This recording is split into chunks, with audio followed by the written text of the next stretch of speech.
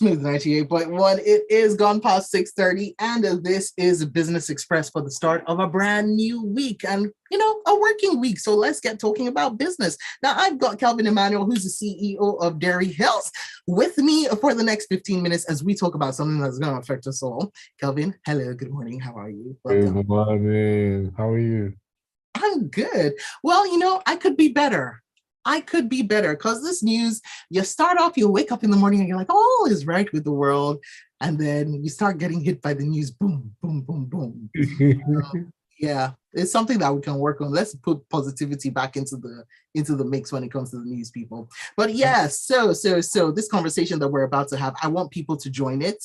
So find your platform, pick your platform. We're here for you on all of them. You can go over to youtube.com/smooth981FM Lagos, and you can leave your comments on the live chat as you watch the live stream. You can also send WhatsApp messages to 0809 440 981, or you can take things over to Twitter and use the hashtag BusinessExpress981. So there you have it. That's like 3 whole platforms for you.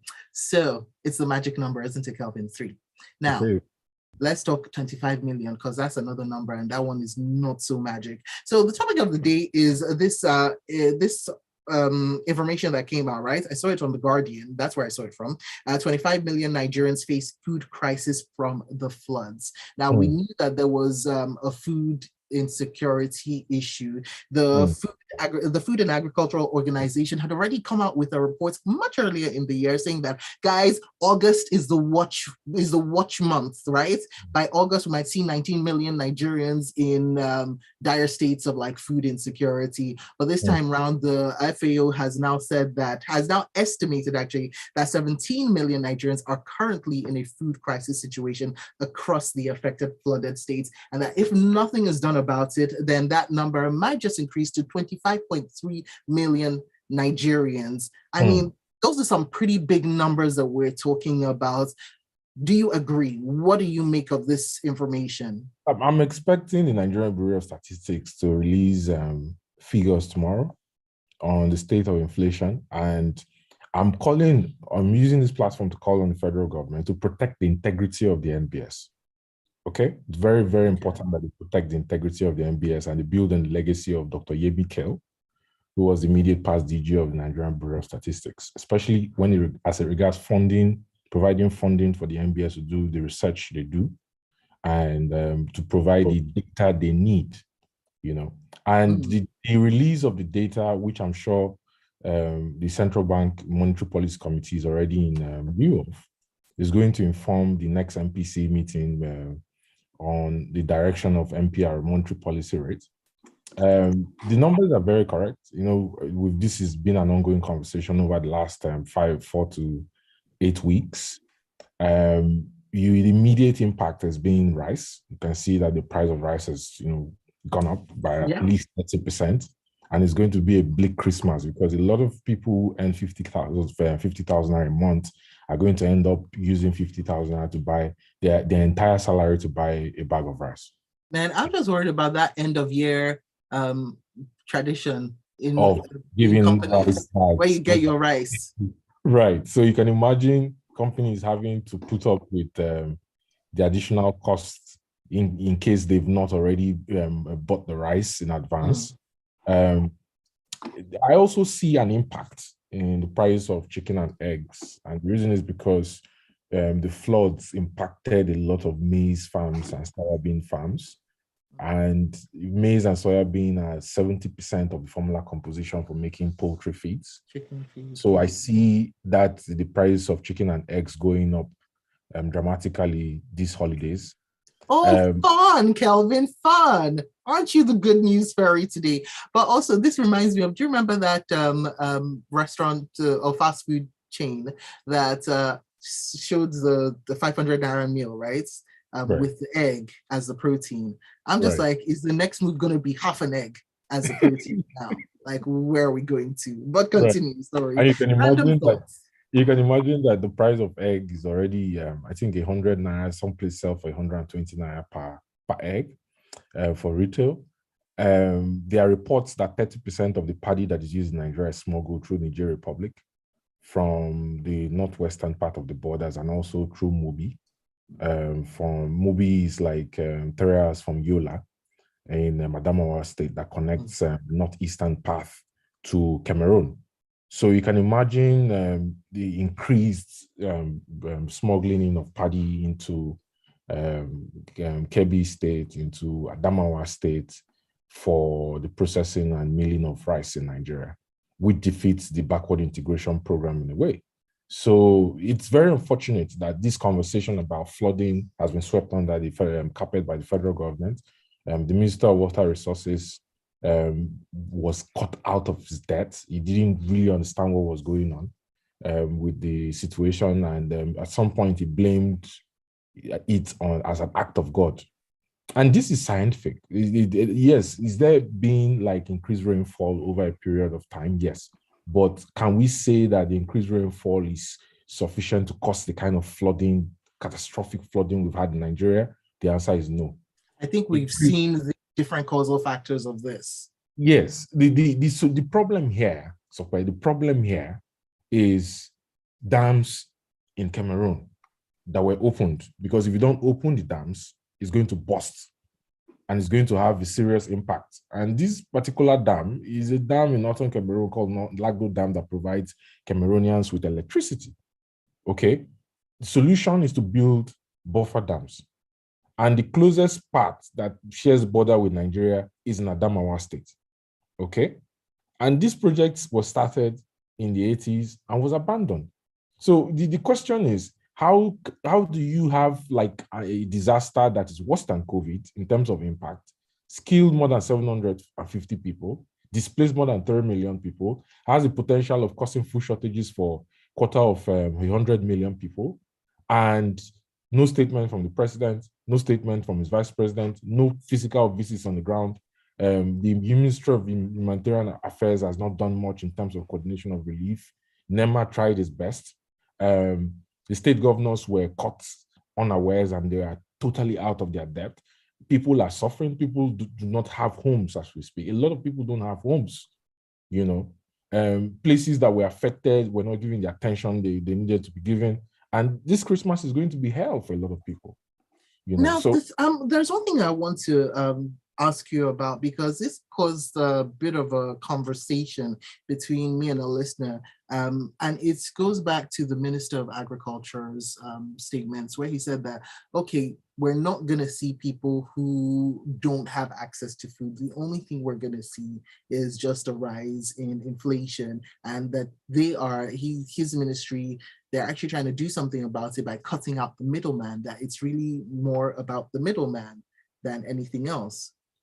What's your take on that? The statement the minister makes, the minister rides in a 90 million SUV in Abuja. He flies first class internationally. He flies private jet within Nigeria. He doesn't have a shortage of food in his home. Kelvin, this is the beginning of a loaded answer.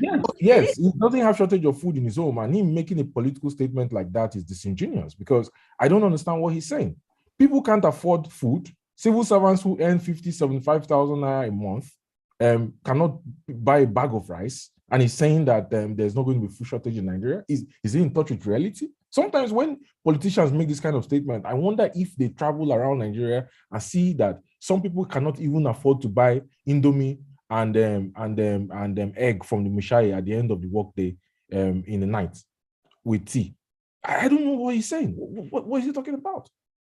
Okay, real quick, let me jump in Gbenga's messages up on WhatsApp. Gbenga says, even before the floods, Nigerians were already facing dire times, and the incompetence of the government and inability to respond adequately has exacerbated the issue. All Gbenga's thoughts and opinions here. Gbenga goes on to say, where do we go from here? Yesterday at an eatery, a piece of chicken was already, well, I haven't been to eateries recently because I now cook for myself at home. Yeah. He goes on to say, a piece of chicken was already 1,850 naira. Whoa.